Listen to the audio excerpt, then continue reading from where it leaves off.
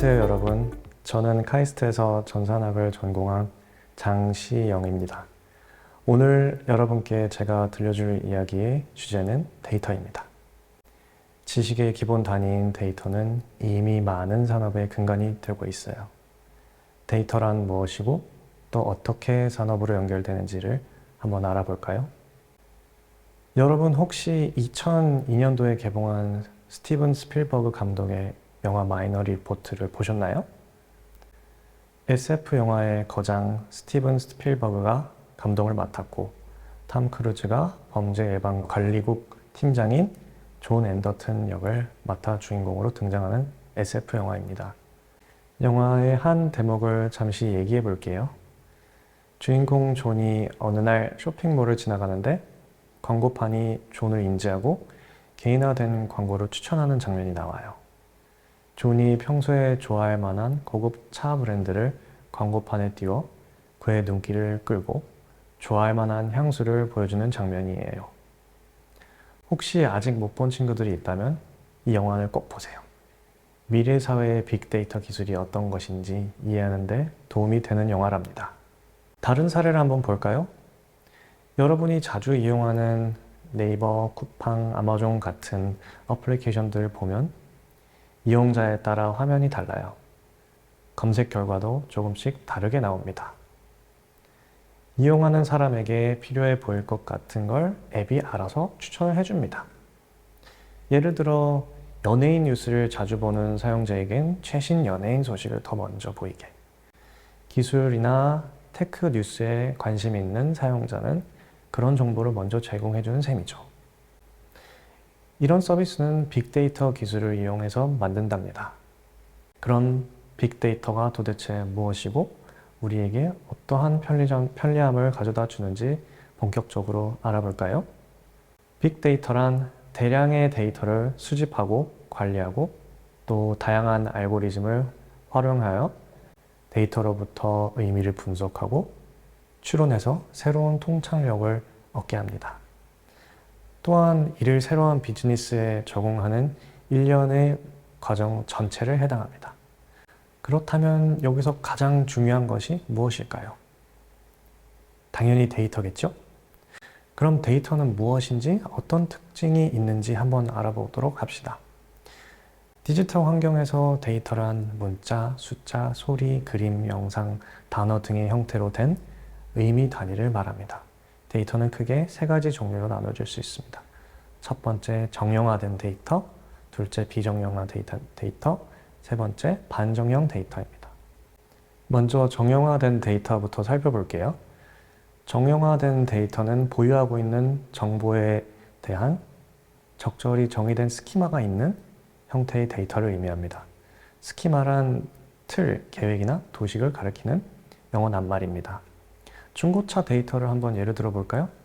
중고 자동차 데이터는 차량 모델, 연식, 주행 거리, 연료 종류 등의 정해진 항목들로 이루어져 있습니다.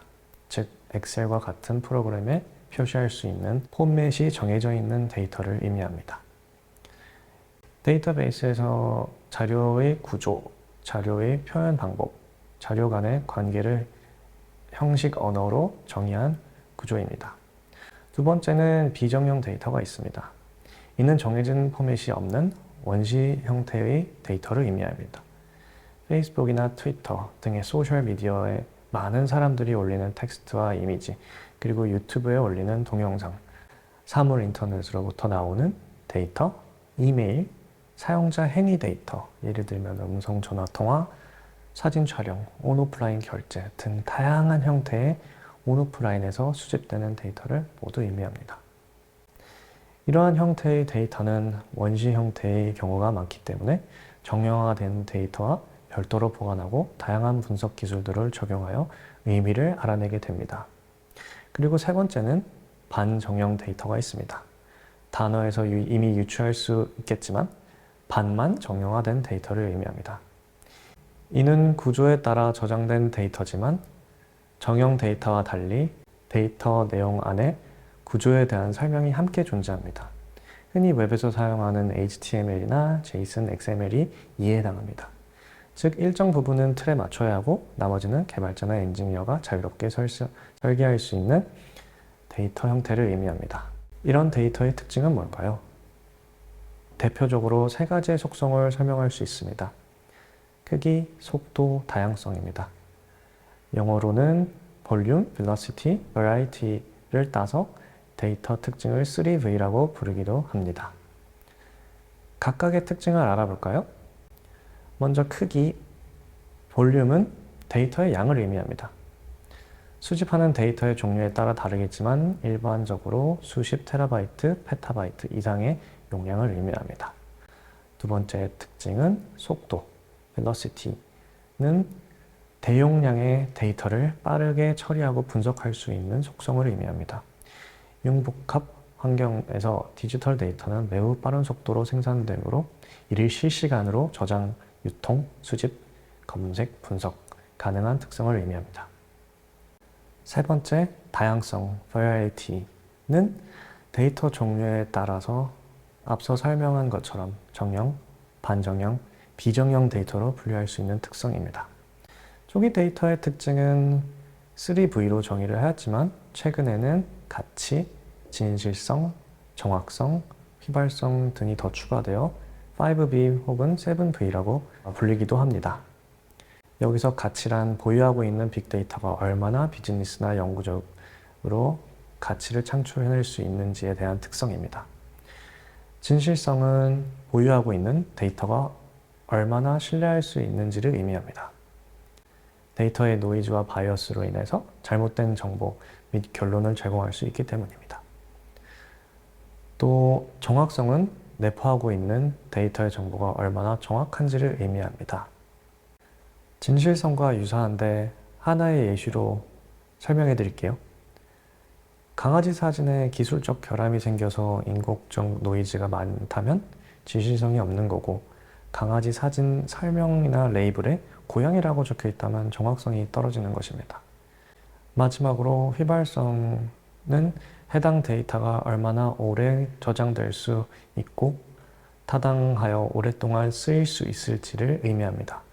이러한 특성을 지닌 빅데이터를 가지고 있다고 하더라도 그 데이터가 무슨 의미인지 알지 못한다면 데이터는 무용지물입니다.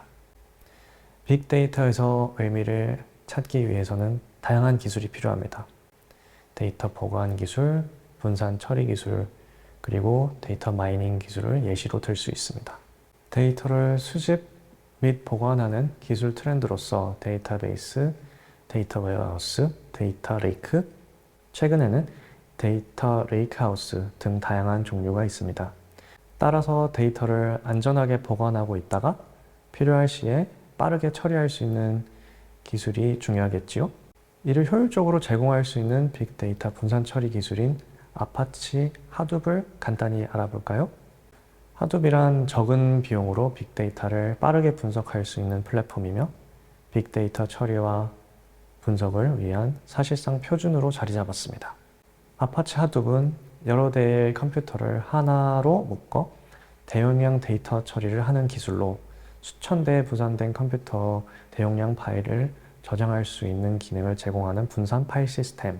저장된 분산 파일을 분산된 서버의 CPU와 메모리 자원을 이용하여 빠르게 분석하는 맵 리듀스 플랫폼으로 구성되어 있습니다. 또한 분산된 컴퓨팅 자원을 관리하는 스케줄러 모듈인 얀도 있답니다. 그렇다면 이러한 플랫폼을 사용하여 방대한 양의 데이터로부터 유의미한 정보를 추출하는 기술은 무엇이 있을까요? 이는 데이터 마이닝이라고 하며 데이터 속에서 의미를 캐낸다는 뜻을 가지고 있습니다. 데이터는 대부분 인간 중심이다 보니 데이터 마이닝 기술은 사람의 마음에 읽는 기술이라고 해석해도 괜찮지 않을까요? 세부적으로는 텍스트 마이닝, 오피니언 마이닝, 감정 마이닝, 웹 마이닝 등 여러 가지가 존재한답니다. 이러한 기술들은 기계학습, 자연어 처리, 패턴 인식, 영상 분석 등 다양한 인공지능 기술들을 활용하여 데이터로부터 의미를 추론하고 군집화, 연관성 규칙 및 예측을 하기도 한답니다. 중요한 것은 어떤 인공지능 기술 및 의미 해석을 했는지에 따라서 결과가 천차만별이 달라진다고 볼 수 있습니다. 분석된 데이터를 시각화하는 기술 역시도 중요합니다. 분석된 데이터를 바라보는 관점을 빠르고 편리하게 바꾸면서 새로운 인사이트를 얻을 수 있기 때문이죠. 즉, 같은 2D 또는 3D 그래프로 볼 수도 있고 시간 변화에 따른 그래프로 변환하여 인사이트를 높일 수 있습니다. 분석된 데이터를 가장 잘 표현할 수 있는 형태로 보이는 것이 중요한 의사결정의 수단이기 때문입니다. 이전에 언급한 마이너리 리포트 영화뿐만 아니라 우리 실생활에서 무수히 많은 사례들을 찾아볼 수 있습니다. 빅데이터를 효과적으로 사용한 사례로 스타벅스 커피숍이 대표적입니다. 새로운 매장을 오픈하기 전에 빅데이터를 기반으로 상권 분석을 철저히 한답니다. 주변에 있는 스타벅스의 위치, 교통 패턴, 지역 인구 통계 등 여러 가지 데이터를 수집하죠. 이를 기반으로 어디에다 새로운 매장을 열면 좋을지 최상의 위치를 선정한다고 해요.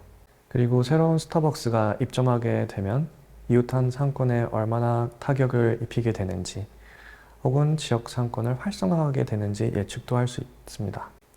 뿐만 아니라 2017년 3개월 만에 빅데이터 기반으로 메뉴를 추천하였을 때 월 평균 주문량이 10만 건 증가한 사례도 있습니다.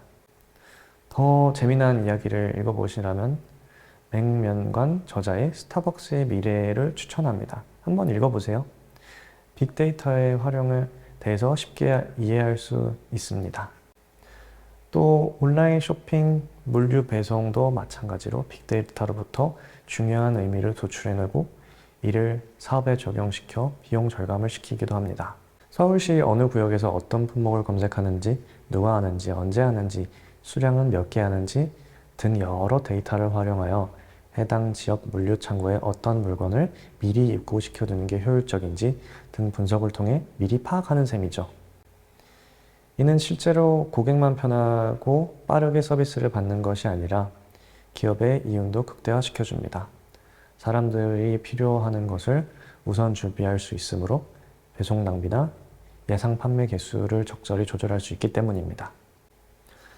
한번 공공교통 부문에서 성공적인 빅데이터 분석 사례를 볼까요? 대중교통이 끊기는 심야 시간 택시를 잡기 위해 고군분투해본 사람이라면 누구나 자정부터 새벽 5시까지 운행하는 심야 버스에 기대를 걸어본 적이 있을 겁니다. 하지만 문제는 새벽 시간의 유동인구를 파악하지 못한다면 무용지물이 됩니다. 전통적인 방법은 버스 노선 전문가들과 버스 운행 데이터 기반으로 할 수 있는 가능성이 있지만 서울시의 심야 올빼미 버스는 좀 다른 방향의 문제를 접근하게 되었답니다. 심야 시간에 사용되었던 신용카드 결제 데이터, 휴대폰 통화 이력, 택시 결제 내역 등 다양한 종류의 빅데이터를 활용하였습니다. 특히 서울시는 KT의 심야 시간 교통량 데이터 30억 건을 활용하여 이동인구, 밀집도와 이들의 목적지를 정하였으며 이를 기반으로 버스 노선을 설정을 하고 패턴 분석으로 배차 간격을 조절하였습니다. 해당 서비스는 대통령상까지 수상했지요. 지금까지 빅데이터의 다양한 활용 사례를 몇 개 설명해 드렸는데 관련된 내용이 조금 더 궁금하시다면 차윤나 작가의 데이터 읽기 기술이라는 책과 데이터 쓰기 기술이라는 두 책을 추천합니다. 빅데이터 시대에서 데이터를 어떻게 이해하고 또 어떻게 적용해야 하는지 비전문가도 쉽게 이해할 수 있도록 써 있답니다. 그런데 빅데이터라는 기술이 이전에는 없던 기술이었을까요? 아니겠죠? 그런데 어떻게 갑자기 우리 일상생활에 깊숙이 들어오게 된 걸까요? 두 가지 발전으로 인해서 빅데이터가 기하급수적으로 발전할 수 있었습니다. 첫 번째로는 하드웨어의 발전이 있습니다. 여러분 혹시 무어의 법칙을 아시나요? 컴퓨팅 칩에 들어가는 트랜지스터 개수가 2년에 2배씩 증가한다는 법칙인데 이는 시간의 흐름에 따라 고성능 컴퓨팅 단말을 만들 수 있게 됨을 의미합니다. 즉 CPU, GPU, 램 같은 다양한 컴퓨터 장비들이 작아지고 가격이 저렴해졌습니다. 엄청난 양의 데이터를 데이터베이스, 데이터 레이크 등에 저장하고 분석할 수 있는 기반이 생기게 된 겁니다. 이전에는 컴퓨팅 리소스가 비싸기 때문에 데이터를 전체를 보관하고 분석하기 어려웠다면 지금은 이러한 비용들이 적정 수준으로 내려왔기 때문에 가능하게 되었다고 볼 수 있습니다. 뿐만 아니라 같은 이유로 저렴한 센서 기기들의 성능 향상과 네트워킹 기술 발전으로 인해 다양한 종류의 데이터를 수집할 수 있게 되었기 때문입니다. 이제는 다양한 스마트 단말을 통한 실시간 센싱 데이터를 제공할 수 있으므로 더 폭넓은 데이터를 수집하고 분석할 수 있게 된 거죠. 센서 단말과 더불어 대망의 스마트폰의 탄생으로 인해서 사람들의 행동 관련된 데이터, GPS 정보, 검색 정보 등을 모을 수 있는 절호의 기회로 빅데이터는 폭발적으로 성장할 수 있었습니다. 두 번째는 오픈소스 소프트웨어 기술 발전에 있다고 볼 수 있습니다. 이전에는 관심 없던 여러 데이터 정보들을 조합하고 분석하고 의미 추론하는 소프트웨어 기술 개발이 추진되었습니다.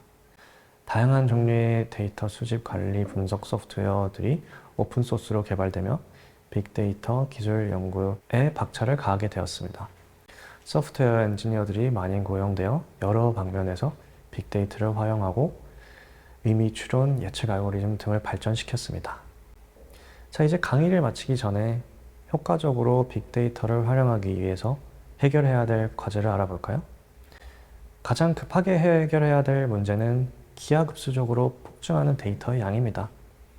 분석해야 하는 데이터의 양도 함께 늘어났다는 뜻입니다. 따라서 한정된 컴퓨팅 자원을 활용해서 효과적으로 필요한 정보를 검색하고 불필요한 정보를 저장하지 않는 효율적인 방법이 필요하겠죠. 분석 목적에 부합하지 않는 데이터는 유용하지 않는 데이터이기 때문이죠. 그렇기 때문에 효율적으로 데이터를 필터링하고 관리하는 기술인 엣지 컴퓨팅 기술이 최근에 큰 관심을 받고 있습니다. 간단한 예시를 들어볼까요? 사물 인터넷 기술이 발전하면서 방범용 CCTV가 기하급수적으로 늘어나고 있습니다. 단말에서 녹화되는 데이터를 자동으로 분석하고 의미 추출해내기 위해선 엄청난 양의 데이터가 전송되어야 합니다. 주로 영상 데이터가 부피가 크기 때문이죠.